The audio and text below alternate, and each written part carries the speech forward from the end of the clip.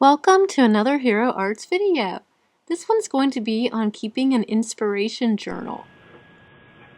I use my inspiration journal to keep track of all the ideas that I get when I look at magazines or take photos or see something in a catalog. Just anything that I don't want to forget. On this first page that I'm showing you, I really like the color combination in the skirt.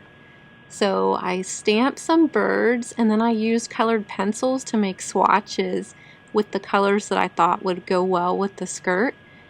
And then I just wrote down the color names. I'm also inspired by photos. Here's one I took of a prairie rose that's growing right outside the kitchen window. It inspires me every morning when it's blooming. Next I'm working on a poppy that's sort of like the rose, so I kind of could use the rose photo for the shading and then the poppy photo for the color combination. Here's another page from a catalog that I really liked. I really liked this blue with the yellow and then the little highlights of apple green and pink and baby blue. So here's a card that I made that incorporated all of those colors, and also if you notice there was text in the background of the catalog photo. So here's some text that's just from an old wildflower book. I also brought in the vertical element of the pink, how it is on the towel with the card too. Here's another color combination that I really like. This one's more of a purple in the pink.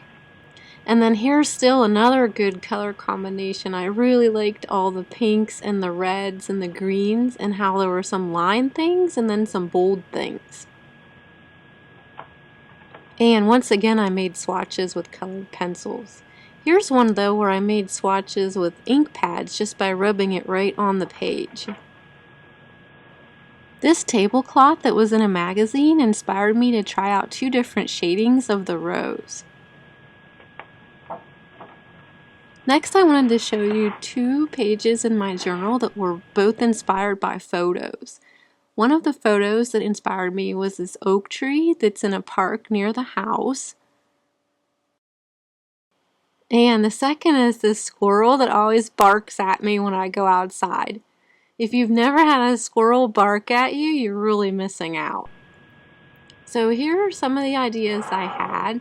One of them was to do a spinner card where the squirrel would spin around and then I'd put nuts about you on the inside.